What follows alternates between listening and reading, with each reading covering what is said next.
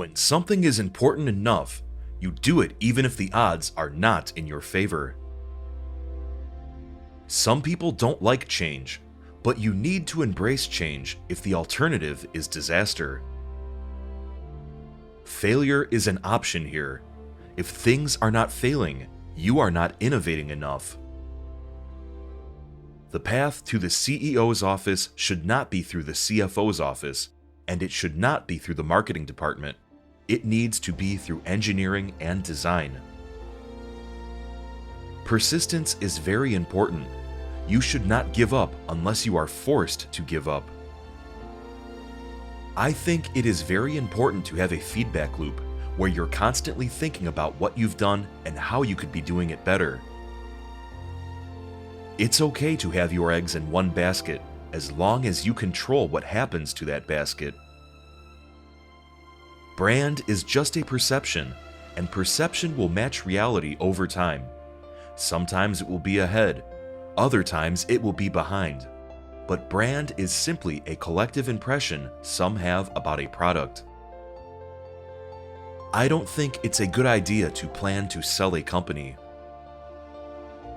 It is a mistake to hire huge numbers of people to get a complicated job done. Numbers will never compensate for talent in getting the right answer. Two people who don't know something are no better than one and will tend to slow down progress and will make the task incredibly expensive. People work better when they know what the goal is and why. It is important that people look forward to coming to work in the morning and enjoy working. If you're co-founder or CEO, you have to do all kinds of tasks you might not want to do. If you don't do your chores, the company won't succeed. No task is too menial. I say something, and then it usually happens. Maybe not on schedule, but it usually happens. I do think there is a lot of potential if you have a compelling product and people are willing to pay a premium for that. I think that is what Apple has shown. You can buy a much cheaper cell phone or laptop, but Apple's product is so much better than the alternative, and people are willing to pay that premium. I don't spend my time pontificating about high-concept things. I spend my time solving engineering and manufacturing problems. I always invest my own money in the companies that I create. I don't believe in the whole thing of just using other people's money. I don't think that's right. I'm not going to ask other people to invest in something if I'm not prepared to do so myself.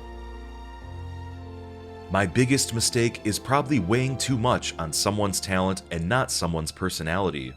I think it matters whether someone has a good heart. I don't create companies for the sake of creating companies, but to get things done. I think most of the important stuff on the internet has been built.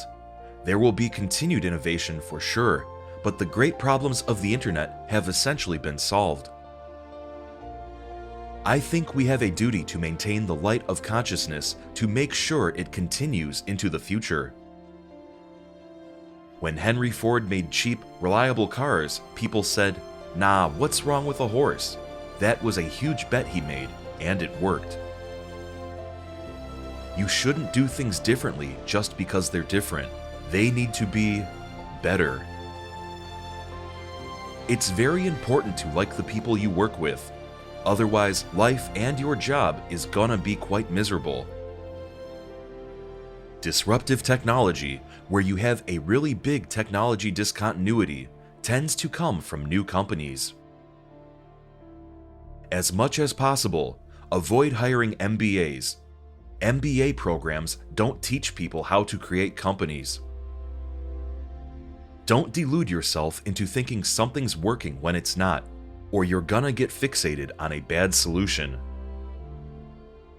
If something has to be designed and invented, and you have to figure out how to ensure that the value of the thing you create is greater than the cost of the inputs, then that is probably my core skill. Huge thanks for watching this video and listening to these inspirational quotes from Elon Musk.